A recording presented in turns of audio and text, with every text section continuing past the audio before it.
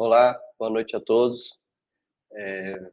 Bem-vindos à live Doutor na Empresa. Essa live é um local onde a gente vai discutir estratégias de como faturar 100K mensais através da medicina do trabalho. Então, é uma live destinada a colegas e colegas médicos, médicos e médicas que estão em busca de uma alternativa para, para trabalhar sem dar muitos plantões. Eu sou o Dr. André Luiz, eu sou médico, empreendedor, especialista em medicina do trabalho, e o tema de hoje será Não aguento mais dar plantões, mas os boletos não param de chegar. É comum a gente ver alguns colegas reclamando do excesso de carga horária, dos plantões, tendo que, para poder sustentar a família. Então, o objetivo desses encontros vai ser poder falar sobre essas situações, que existem novas oportunidades, e vou trazer algumas soluções de como o colega médico, a colega médica pode fazer para ter melhores opções para aqueles que estão cansados de dar plantão. Eu já trabalhei dando plantão, tive 2 ou 3 empregos públicos, né, 2 concursados e prestava um outro via contrato. No primeiro momento, essa questão do, do plantão, ele me ajudou muito, mas depois, em pouco tempo, já comecei a perceber que ali eu estaria vendendo meu tempo e por um preço muito barato, aquilo que eu estava pagando caro por aquilo que eu estava vendendo. Então, a gente vai conversar sobre algumas opções. Aqui a gente vai discutir estratégias de como você pode ter um bom faturamento, R$ 100.000 mensais, através da medicina do trabalho, que vou dar algumas dicas aqui para você saber que existe uma vida além do plantão e do funcionalismo público. Então, quando eu trabalhava dando do plantão, eu trabalhava num posto de saúde durante o dia e plantão à noite. Durante um tempo me ajudou muito, mas com o decorrer dos anos, o que foi acontecendo? Eu comecei a perceber que aquilo ali não era algo que eu gostaria de fazer. E aí foi quando eu comecei a pensar em algumas estratégias. E aí uma dessas estratégias foi a oportunidade para criar um próprio negócio. Esse negócio, essa oportunidade, ela veio num momento um pouco difícil, né? Pouco não, muito difícil da minha vida, que foi quando, durante o velório da minha mãe, uma pessoa me falou, olha, o futuro aí da medicina, uma das opções é a medicina do trabalho. Então, faltava um tempo para me formar, 1 ano, e ele falou, quando você se formar, quem sabe você pode trabalhar com essa área, porque essa área é uma área que tem uma bastante promissora. E o governo vai exigir, independente de qual seja o governo que ganhe as eleições, também será exigido. Então, independente de qual presidente que vai estar lá, de qual situação, esse é um trabalho que tende a crescer, né? E o que não é essa live, esses encontros? Esses encontros eles não são nada técnico, nada chato.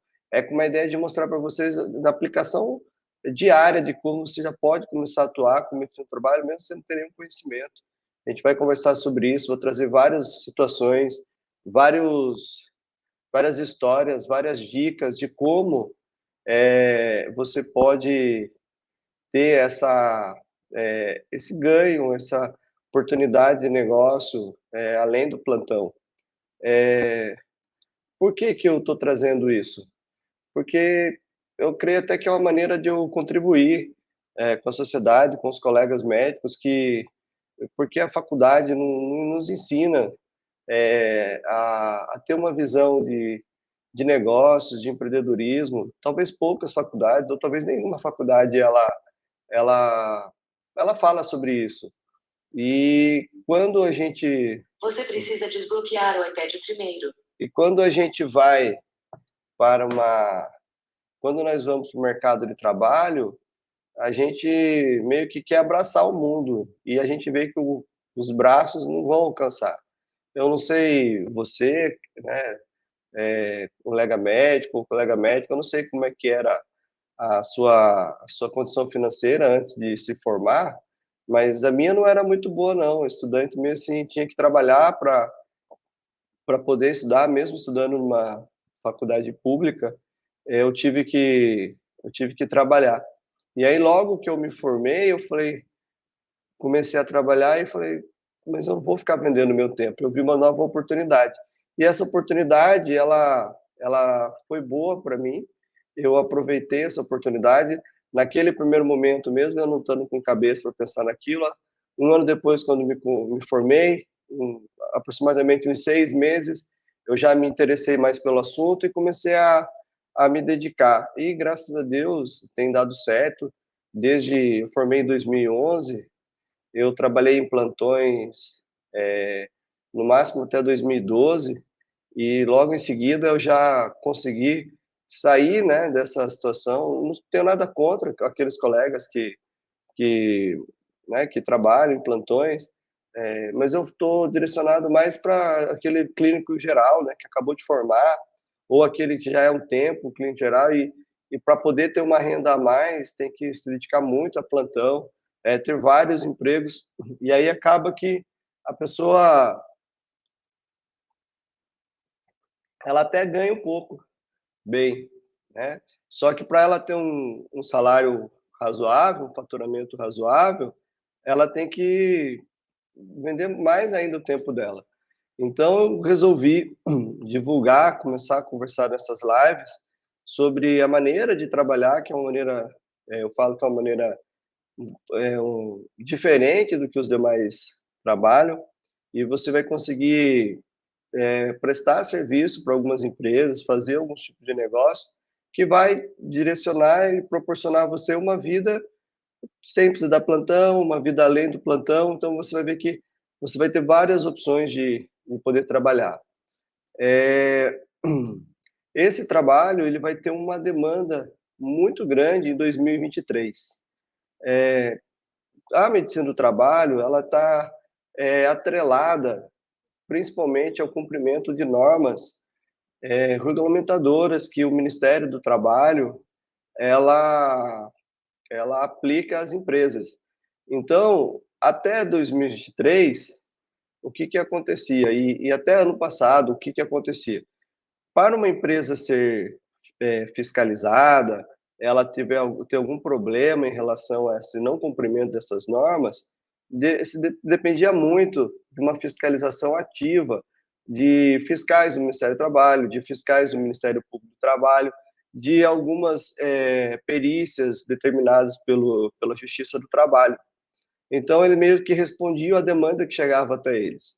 Só que o governo, de maneira inteligente, ao invés de fazer novos concursos, contratar novos profissionais, é, aumentar a folha de pagamento do governo, eles criaram o E-Social. E o E-Social, o que é o E-Social? Ele não é um órgão fiscalizador, ele não é um órgão gestor, ele é basicamente uma plataforma de onde ela recebe as informações, tudo aquilo que é relacionado à relação entre o empregador e o empregado. Se ele está, o pagamento, se o funcionário foi registrado, se a empresa recolhe, se paga o FGTS, se a empresa recolhe os impostos previdenciários, e também entra essa questão da saúde e segurança do trabalho. E aí o E-Social, ele vai pegar essas informações, quem vai alimentar essas informações? É o próprio dono de empresa. Aí você vai falar, então, peraí, então não vai precisar ter um fiscal? Não.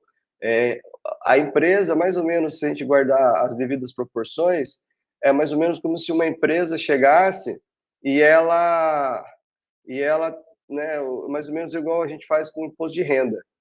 Nós pegamos e declaramos nosso imposto de renda e entregamos, né, para o contador, ou nós mesmos fazemos a declaração e enviamos esse formulário para a Receita Federal. Nesse formulário, você escreve o ideal é que você escreva tudo aquilo que você tem de bens financeiros, todas as movimentações financeiras que você tem. Porém, a gente sabe que nem todo mundo alimenta ela de uma maneira correta. E mesmo ela não alimentando essa planilha eletrônica do governo de maneira correta, eles, depois que você enviou essa informação, eles vão cruzar os dados bancários, os dados de todas as suas relações comerciais, financeiras, para verificar se aquilo que você declarou condiz com o ganho que você tem, com a renda que você declarou. E aí você cai numa malha fina. E essa malha fina, aí você tem que ir até a Receita Federal para se justificar. Caso você não consiga comprovar aquilo que você está dizendo, você paga uma multa, além de pagar um imposto maior sobre aquilo que você, um imposto sobre aquilo que você deixou de declarar. Então, esse E-Social, ele vai ser um grande aliado. Ele não vai multar ninguém. O E-Social vai multar? Ele diretamente não. Mas ele vai pegar essas informações e vai entregar aos órgãos que têm acesso a essa plataforma. Entre elas, o Ministério do Trabalho, o Ministério da Previdência, o INSS, a Receita Federal, a Caixa Econômica Federal. O pessoal comenta que até a própria Justiça Federal pode ter acesso a isso, o Ministério Público do Trabalho também tem acesso a essas informações. Então, se uma empresa, por exemplo, você já deve ter ouvido falar assim, ó, quando uma pessoa vai entrar numa empresa, ela tem que fazer um exame admissional para saber se ela está apta a exercer aquela função. Esse exame admissional, que é uma das coisas que a medicina do trabalho oferece, ela deve estar registrada lá no E-Social. Por exemplo, se o funcionário começou a trabalhar dia 1º, ele já no dia anterior já tem que estar registrado lá no E-Social que ele fez os exames, né, o exame admissional, se ele tinha que fazer algum exame complementar, que eu vou explicar isso aí ao decorrer das lives, como é que funciona. Não é simplesmente um achismo, vai ter que fazer determinado exame. Existe um critério, esse critério está relacionado ao que efetivamente a pessoa vai se expor durante a jornada de trabalho, não necessariamente naquilo que ela está registrada. Porque, às vezes, a pessoa está registrada numa função, mas ela executa outra. O que importa para a gente é aquilo que efetivamente ela vai executar. E para fazer esse tipo de análise, entra uma outra área que a gente também vai falar sobre isso, vai conversar, uma forma bem tranquila, que é a relação à segurança do trabalho. Então, existe uma íntima relação entre segurança do trabalho, medicina do trabalho e uma outra área que se chama higiene ocupacional, que ela tem a relação com insalubridade, periculosidade, que também vou explicar o que é insalubridade. Insalubridade é quando tem uma situação no ambiente de trabalho, a gente chama de um perigo. Até ano passado o pessoal falava um risco, a gente fala um perigo. E, por exemplo, o excesso de ruído que uma determinada ferramenta, uma determinada máquina ela produz, esse excesso de ruído é perigoso. Qual é o perigo? O perigo é ela causar uma perda auditiva induzida por esse ruído. E a gente consegue avaliar o risco onde esse perigo é maior. A gente costuma até dar um exemplo simples para ver se consegue entender com relação como atravessar a rua. Atravessar a rua é perigoso. Então, qual que é o risco? É ser atropelado. Mas nem toda rua ela traz o mesmo risco. Tem ruas que elas são muito mais movimentadas, elas não têm travessia ideal. Então, o risco, qual é o perigo? O perigo é ser atropelado. E qual é o risco? O risco é maior numa região onde não tem esse acesso. Já numa outra ruazinha, que ela não tem movimento, uma rua pouquíssimo trânsito, o risco é menor. Então, existem situações na empresa, por exemplo, podemos pegar o próprio ruído, que são ruídos muito intensos, né? Que existe um limite, então acima do limite que ele é permitido pela lei, e esse ruído está sujeito a causar o quê? Uma perda auditiva devido ao ruído. Então, a função que existe, essa correlação, e aí esse ambiente, a gente vai falar que ele é um ambiente insalubre. E esse ambiente insalubre, por ele estar causando esse dano à audição do funcionário, ele está sujeito o funcionário a além de receber um adicional de insalubridade, ou seja, ele recebe um pouco a mais por aquilo que ele está executando, tem que se tomar alguns cuidados, a gente dá uma proteção, para que ele não chegue esse ruído de maneira tão intensa até a orelha dele. E mesmo assim, tomando os devidos cuidados, comprovando que a empresa está adotando as técnicas adequadas, que ela está dando treinamento adequado, nessa situação ela enseja a possibilidade do funcionário pedir uma aposentadoria especial. Não necessariamente ele vai ganhar, porque isso vai depender da Previdência. Mas o fato de um funcionário estar exposto a uma situação de insalubridade já dá o ensejo dele pedir essa aposentadoria especial. Só que não basta dar essa aposentadoria especial. Como a pessoa na aposentadoria especial, o que ela significa? É que ela vai se aposentar antes daquele tempo onde do qual a maioria das pessoas se aposentam. Então, geralmente, para homem de 35 anos, se a pessoa tiver uma situação que ela é considerada insalubre, os próprios colegas médicos sabem, dependendo do hospital, tem insalubridade média e insalubridade grau máximo, aí, ou seja, tem um adicional de 20% do salário na questão da insalubridade grau médio, do salário mínimo, e no grau máximo 40% do salário mínimo. Além desse acréscimo de salário, a empresa, pelo fato de o funcionário trabalhar menos tempo, menos anos, ela vai pagar um imposto a mais e o funcionário também vai pagar uma previdência com um valor maior, porque não é justo que ele que trabalhou, sei lá, quem tem insalubridade de grau médio, ela vai trabalhar, em vez de 35 anos, ela vai trabalhar 20 anos. E quem tem grau máximo vai contribuir 15 anos, ou seja, é menos da metade do tempo de um trabalhador que não está numa situação de insalubridade. E aí isso gera o quê? Um ônus muito grande para a Previdência. Hoje nós sabemos que o ônus da Previdência ele é muito alto. Por quê? Porque existe menos pessoas no mercado de trabalho e mais gente se aposentando. Então, o E-Social ele vai ajudar a que essas informações elas estejam centralizadas no local, porque se a empresa pagou, reconheceu que tem insalubridade, ela também vai ter que recolher um imposto a mais, e a Previdência vai ter essas informações. Então, tudo isso aqui eu vou comentando no dia a dia para ir tentando mostrar para vocês que é possível vocês trabalharem com isso, mesmo sem ter uma, uma especialização nessa área, mas com as dicas, com as orientações que eu vou dando aqui, vocês vão conseguir fazer. E além disso, por que 2023 vai ser uma grande demanda? Eu falo que talvez seja a piracema da medicina do trabalho. Como assim? Porque os empresários dos brasileiros em si, qual é geralmente a tendência?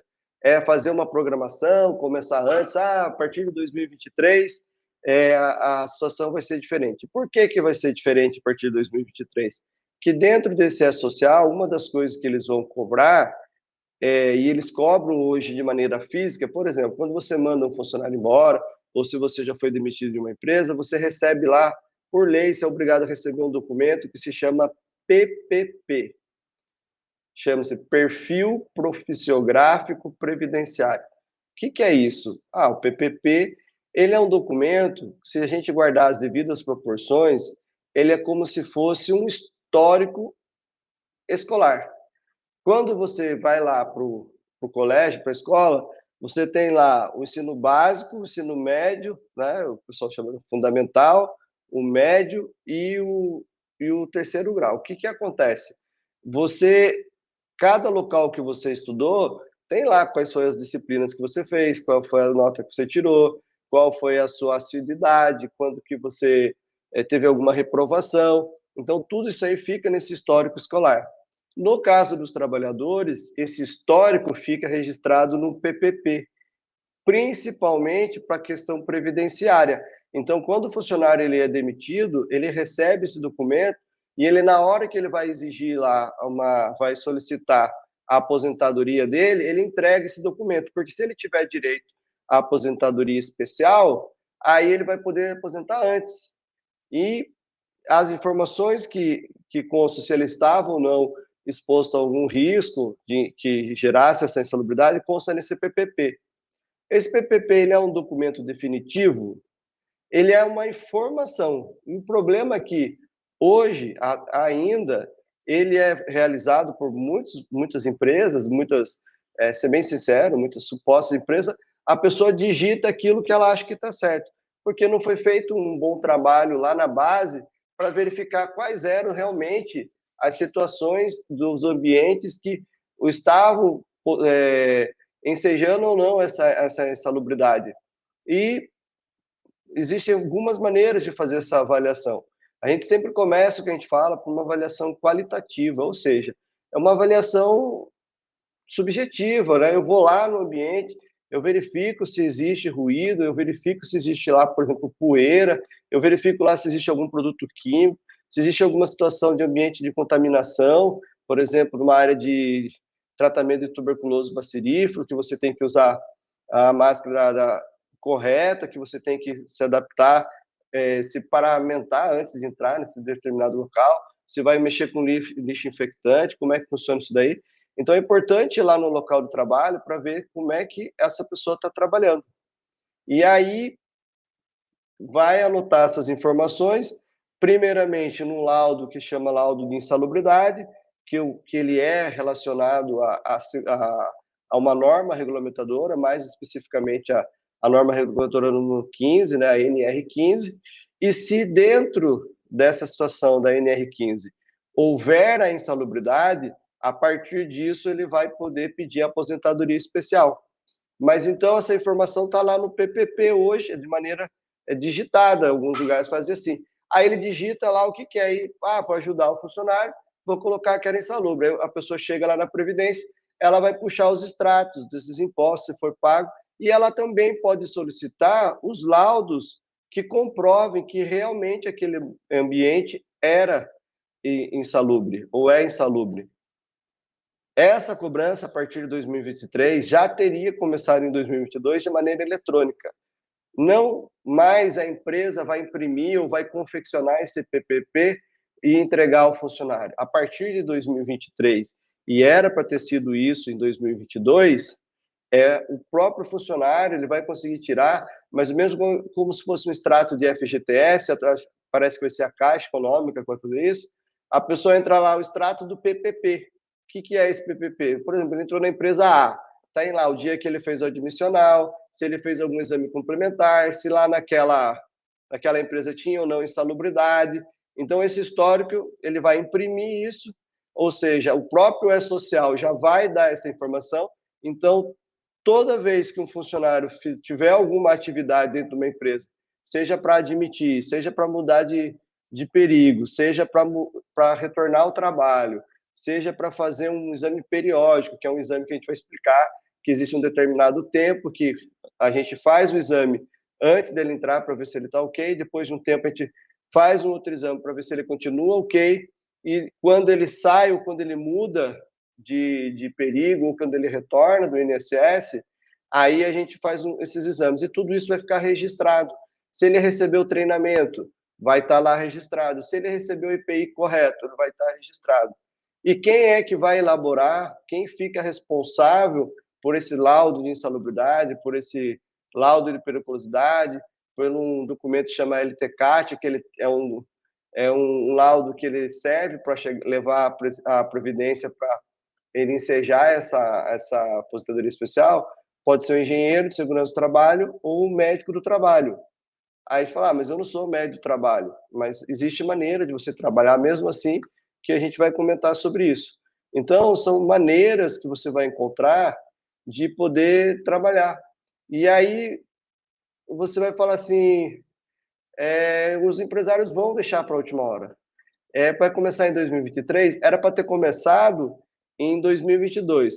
Faz uma análise, faz uma pesquisa na internet que você vai ver que houve realmente um aumento de procura no começo de 2022. Aí, devido à situação da pandemia, que eles adiaram isso para 2023, houve uma queda. Só que, quando chegar janeiro, a procura vai ser tão grande que, se você já estiver preparado, você vai conseguir, quem sabe, estar trabalhando com isso daí. E eu vi essa oportunidade, eu agarrei essa oportunidade. Foi como eu falei, não foi no momento ideal de situação, mas aquilo me chamou a atenção. Como que ela me chamou a atenção? Porque a pessoa que me falou sobre isso, ela me falou de um colega médico que trabalhava já nessa área.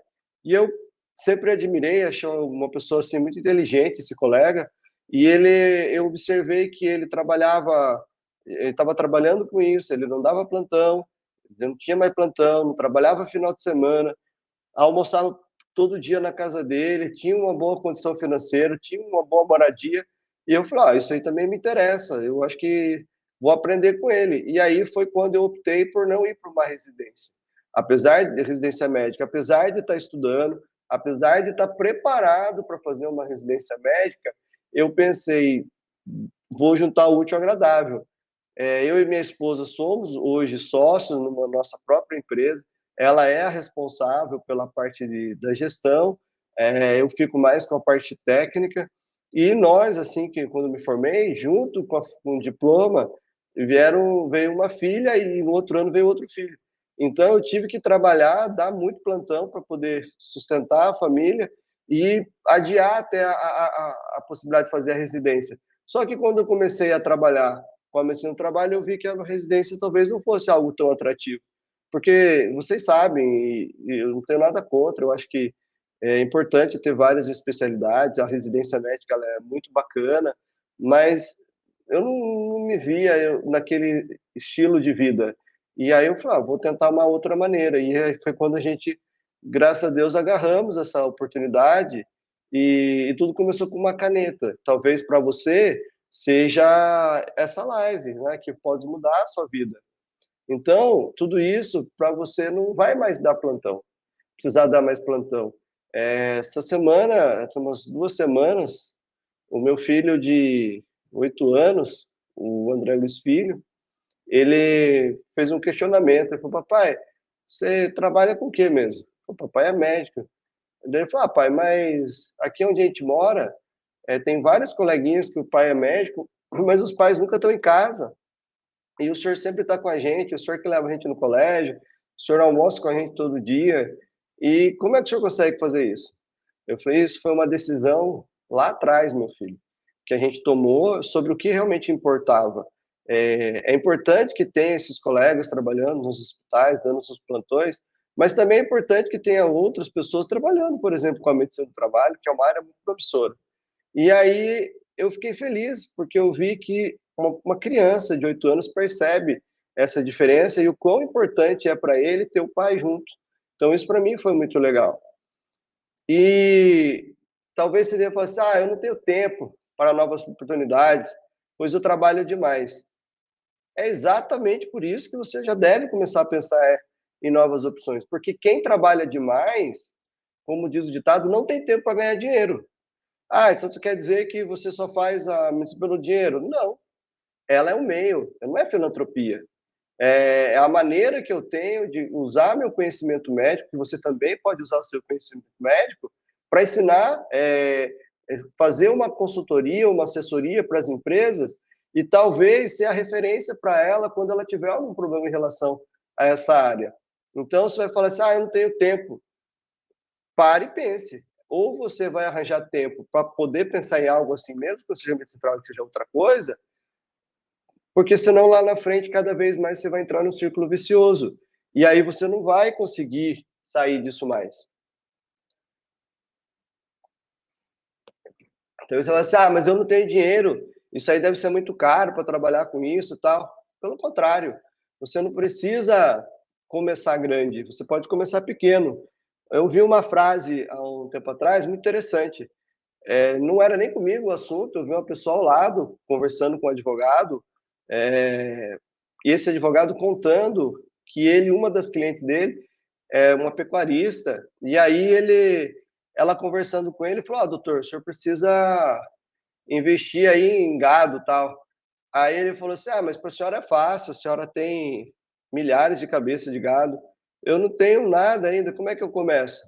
Aí ela falou para ele, eu agarrei aquela frase que diz o seguinte, quem nasce grande é filhote de elefante. E Mesmo eu não estando naquela mesa, aquela frase veio na minha cabeça: quem nasce grande é filhote de elefante. Você pode começar pequeno, eu comecei pequeno. É um tema para um outro dia, mas como a gente começou, nós começamos pequenos e nós estamos crescendo e nós queremos crescer cada vez mais. Então, quando você vai para a iniciativa privada, você sai desse labirinto do funcionalismo público, que eu não tenho nada contra, mas para mim não serve, e eu tenho certeza que quando a pessoa experimenta esse lado empreendedor, ela não quer mais voltar para isso, porque ela sabe que a meritocracia, quanto melhor ela oferecer serviço, melhor resultados ela entregar, mais retorno ela vai ter. Infelizmente, no sistema público não é assim. Às vezes a pessoa se mata de trabalhar, em dar o máximo dela, o salário não vai mudar, e as condições de trabalho não vão mudar, e o reconhecimento profissional também não vai mudar. Pelo contrário, cada dia mais o reconhecimento pelo serviço médico ele está desvalorizado. Seja pelo aumento exagerado hoje que existe, né, de faculdades e de formação, ainda querem, né, deixar outras pessoas não médicas atuarem, virem sem fazer prova, essas coisas, mas vai ter cada vez mais profissional no mercado, o salário vai ser cada vez menor e a concorrência nos concursos cada vez maior, e aí o que vai acontecer? E as pessoas não vão olhar muito para o lado do empreendedorismo. E o empreendedorismo pode ser uma opção. Aí você vai falar assim, doutor, para você é fácil, você já trabalha com medicina do trabalho, eu não sei nada sobre medicina do trabalho, como é que eu faço? Eu, quando comecei, também não sabia. Eu também não sabia. E graças a essa orientação, num curto prazo de tempo, comecei a trabalhar com isso.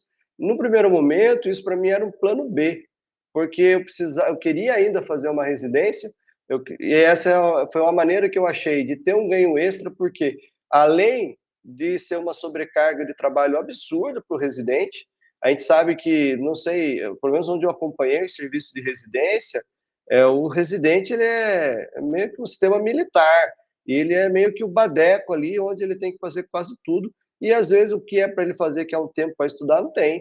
Eu não sei se todas são assim, mas onde eu estudei, eu vi que é isso. E aí, além disso, o salário que se paga para um residente, que já é um médico, é, sim, é inadmissível e não vai conseguir sustentar uma família. Então, naquele momento, eu falei: se eu quiser fazer uma residência e eu não precisar ficar me matando em mais plantões, porque aí o que acaba? Ele dá o plantão da residência e ele tem que fazer outros plantões extras, seja particular, seja público, para poder conseguir se sustentar. Porque aí ele já é médico, ele já vai ter que ter carro, já vai ter que ter casa, já vai ter que ter tudo. E aí ele começa a entrar nesse círculo vicioso. E aí eu falei: não, vou achar alguma coisa que eu comece a trabalhar, e se eu for fazer minha residência, isso aqui vai me sustentar.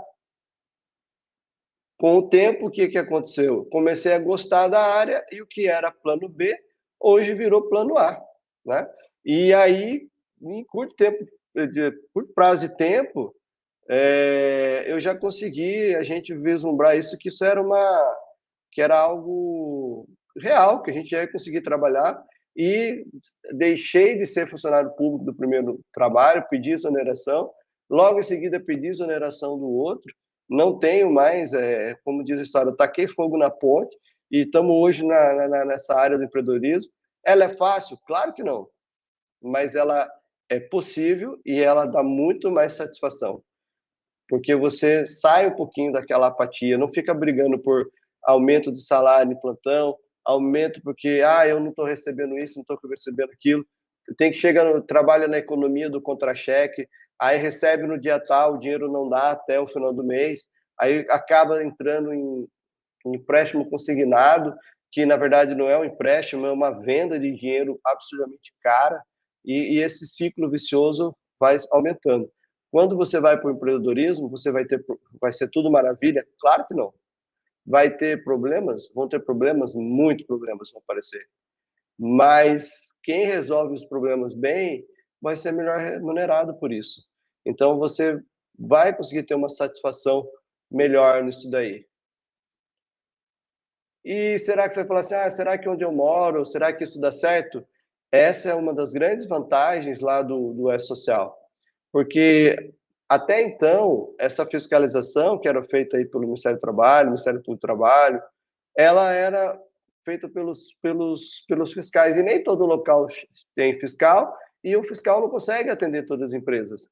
Com o E-Social, não importa se a sociedade ela fica lá no interior do Rio Grande do Sul, ou se ela fica lá no interior do Pará, lá no interior do Amapá, lá em Roraima, lá no Amazonas, lá no Ceará, lá no Rio de Janeiro, lá em Goiás, lá no Tocantins, não importa. Onde tiver empresa, essa fiscalização de maneira eletrônica vai surgir. Ah, mas então quer dizer que na minha cidade pode dar certo? Claro que pode dar certo. Então, você vai falar assim, será que onde moro vai dar certo? Vai. Ele fala assim, como que eu faço para entrar nessa área, então, doutor? Já que você está falando que é uma área bem promissora, que é uma área que é interessante. Existem duas maneiras. Existe o jeito errado. Qual é o jeito errado? No meu ponto de vista. Não estou dizendo que é o errado do geral. Aí você fala assim, achei legal esse negócio, vou começar em 2023 ver isso. Quem chega primeiro bebe água limpa. Então, se você já começar a se interessar por esse assunto agora, pode ser que quando chegue em janeiro, você já esteja melhor preparado. E aí eu falo assim que vai ser uma piracema, vai começar a ter muita demanda. E se você já estiver preparado, você vai conseguir ter um bom rendimento nisso daí.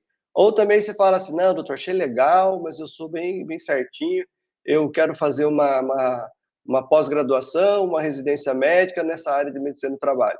Eu acho muito legal. Porém, você vai levar 2 anos para concluir essa pós no mínimo, ou essa residência no mínimo, e vou te falar uma coisa, aquilo que você vai aprender lá, dificilmente tem a ver com aquilo que você vai viver no dia que você montar o seu negócio. É mais ou menos igual à faculdade. Lá você vai aprender a teoria, vai aprender a doença, vai aprender isso, vai aprender aquilo, mas como montar um negócio, como gerir esse negócio, como oferecer esse negócio a outras empresas, transformar realmente o seu conhecimento numa assessoria ou até, quem sabe, numa consultoria, que é algo mais interessante ainda, e aí você vai precisar ter vivência, vai ter prática do dia a dia.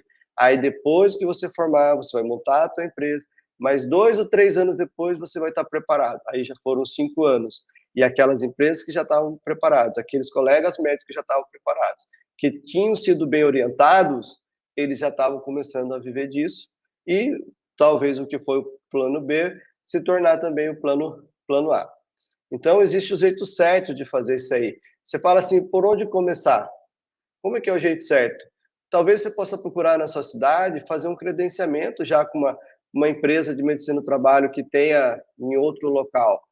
Nós fazemos isso, por exemplo. Às vezes eu falo, doutor, eu tenho interesse em ser um credenciado de vocês. Eu moro aqui no interior de São Paulo e eu quero talvez ser um credenciado do senhor. É possível? É.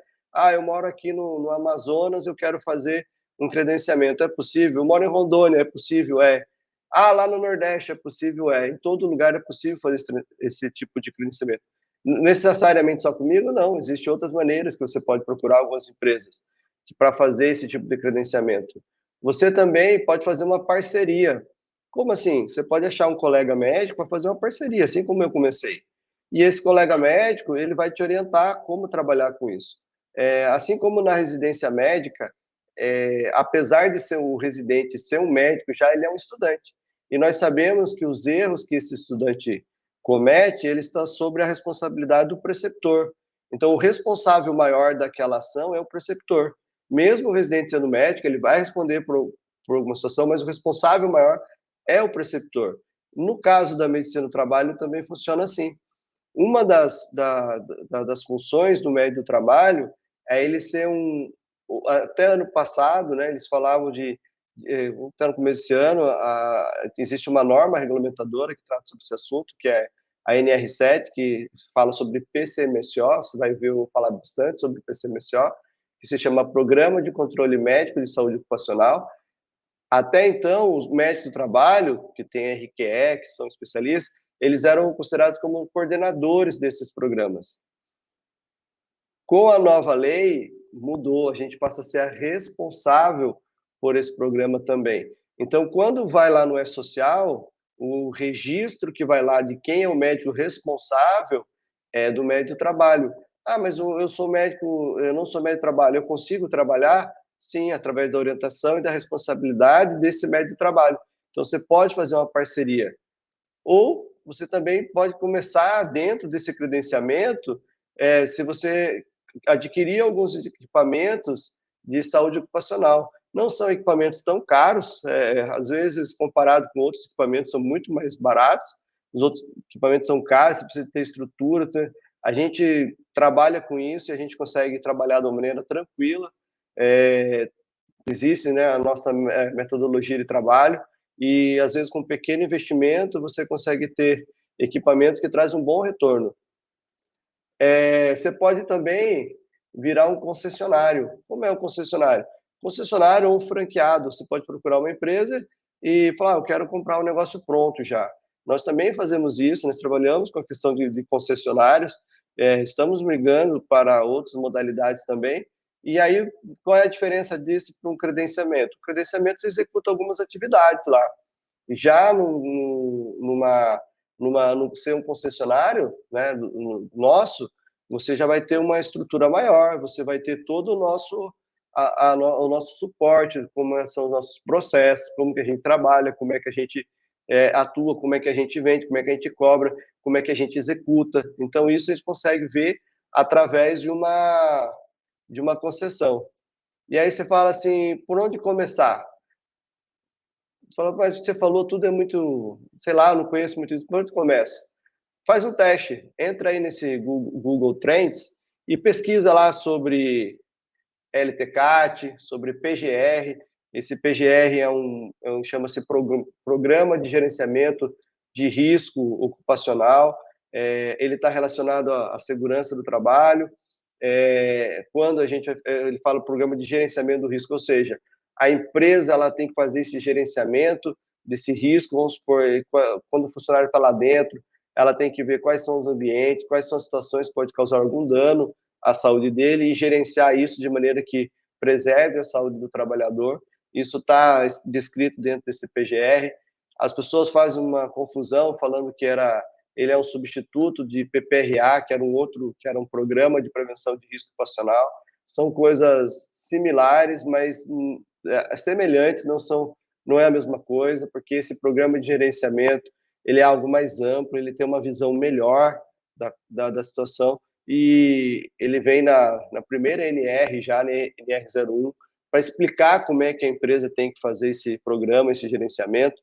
Esse PGR ele está dentro de um programa maior que se chama GRO, que é o Gerenciamento do Risco Ocupacional. Esse gerenciamento desse risco ele é a responsabilidade da empresa. Dentro desse GRO consta esse PGR, consta essa questão de PCMSO, e consta a questão de insalubridade, consta a questão de periculosidade e, paralelo, né, para um lado de fora disso, porque é outra norma, a previdenciária que também tem um elo forte com isso.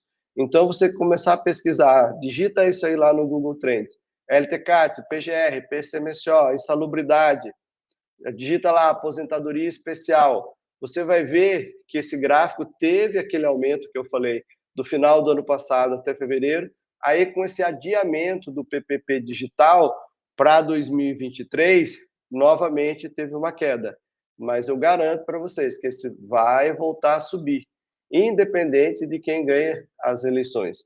Então, você, colega médico, pode ter essa oportunidade de trabalhar com isso e, quem sabe, deixar um dia de dar plantão e faturar 100 mil reais por mês. E eu posso falar uma coisa, se você trabalhar corretamente, você pode faturar muito mais que isso. Quanto mais de plantão você teria que dar para você chegar nesse nível? Ou quantas cirurgias a mais vai ter que fazer?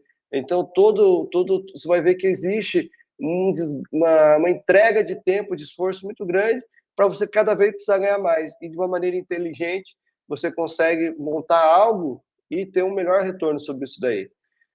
Faz uma pesquisa também com pessoas físicas, converse com uma analista de RH que você conhece, de alguma empresa, pergunta para ela como é que é essa questão aí de medicina do trabalho, de social, de segurança do trabalho, como é que está esse assunto, realmente ele é algo que vai ser cobrado, como é que está isso daí? você vai ver que boa parte das RHs, elas estão assim até um pouco aflitas, porque algumas vezes, algumas não, eu falo assim, boa parte das vezes, o que tem acontecido? As empresas nas quais elas trabalham não dão muita atenção, porque o papel do empregador, na verdade, é gerar novos negócios. A gente não vai para a faculdade para ser empreendedor. No Brasil é um país muito empreendedor, mas não é um empreendedorismo da cultura, é da necessidade. A pessoa começou a trabalhar, começou a ver que naquele negócio, opa, isso aqui eu posso vender para mais pessoas, ele vai crescendo. E ele não procura se aprimorar naquilo que ele deve em relação às leis trabalhistas, às leis fiscais, às leis sanitárias, e porque a gente não teve essa formação. E aí, muitas vezes, aí ele vai ter que contratar um RH e falar, ó, me traz aí eu preciso desse trabalho que eu tenho que fazer, me pega a empresa mais barata que você pode apresentar para mim. E aí, algumas das vezes, ela até não quer trazer a mais barata, ela quer trazer uma empresa que realmente vai resolver o problema dela. Mas, infelizmente, às vezes o dono não vai optar por isso porque ele acha que está mais caro. Aí cabe a nós mostrarmos para esse RH e para o próprio empresário. Eu costumo dizer assim, nenhum empresário que eu tenha conversado até hoje, ele quando explica de uma maneira bem correta para ele isso daí, que ele fala assim, opa, isso aí me interessa. Porque as pessoas não querem comprar nada, mas elas querem fazer bons negócios. E a gente vai mostrar que o nosso trabalho é um bom negócio. Também você pode falar com um contador. Então, o contador, hoje, eu falo assim, que ele é um conselheiro até das empresas. Tudo que uma empresa vai fazer, ela vai precisar do contador. E ela confia tanto no trabalho do contador, que tudo que o contador falar para ela que tem que fazer, ela acaba fazendo. Existem vários e vários contadores hoje muito bem orientados sobre a questão biosocial. Também existe aqueles que não são tão aprofundados no assunto e caem no mesmo erro, que é achar que tudo é a mesma coisa. Só que tudo não é a mesma coisa. Um serviço bem prestado, uma assessoria bem prestada, uma consultoria bem prestada, ela pode gerar bastante bônus, tanto para quem contrata, quanto para quem está executando isso daí. E quem sabe pode ser você que descubra isso e venha trabalhar com a medicina do trabalho, ter um faturamento aí de 100 mil reais ou mais, né? Você pode ter de 100 mil reais ou mais, trabalhando com a medicina do trabalho e deixar de dar plantão. Não tenho nada contra dar plantão, é importante que tenham colegas lá no plantão, mas também, se é possível falar sobre isso com outros colegas, por que não? Então, estou aqui, vou começar a falar sobre esse assunto aí, pelo menos aí uma vez ao dia, durante os 5 dias da semana. Vou procurar trazer alguns assuntos a respeito. Também espero que vocês mandem essas dúvidas, mandem o que vocês pretendem, né, saber sobre o assunto para a gente conversar aqui. Tenham todos uma boa noite e agradeço a presença de todos.